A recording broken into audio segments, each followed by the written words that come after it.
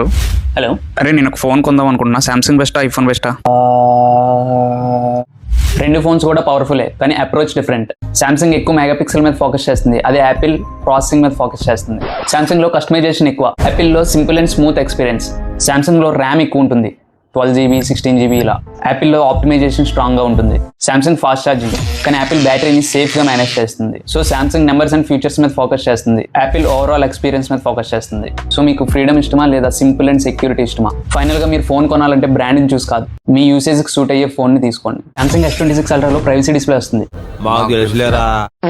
Okay, normal smart phones లో display light అన్ని directions లో స్ప్రెడ్ అవుతుంది, సో పక్కన ఉన్న వాళ్ళకి కూడా స్క్రీన్ క్లియర్ గా కనిపిస్తుంది. బట్ సామ్సంగ్ ఇక్కడ ఫ్లెక్స్ మ్యాజిక్ పిక్సెల్ టెక్నాలజీని యూజ్ చేసింది. ఇందులో 2 టైప్స్ ఆఫ్ పిక్సెల్స్ ఉంటాయి, wide pixels and narrow pixels. Privacy mode on చేసినప్పుడు వైడ్ పిక్సెల్స్ అనేవి డిమ్ అయిపోతాయి, నారో పిక్సెల్స్ మాత్రమే డైరెక్ట్ గా స్ట్రైట్ గా లైట్ ని పంపిస్తాయి. కాబట్టి మీ ఫోన్ ని స్ట్రైట్ గా చూస్తేనే క్లియర్ గా విజిబుల్ గా కనిపిస్తుంది.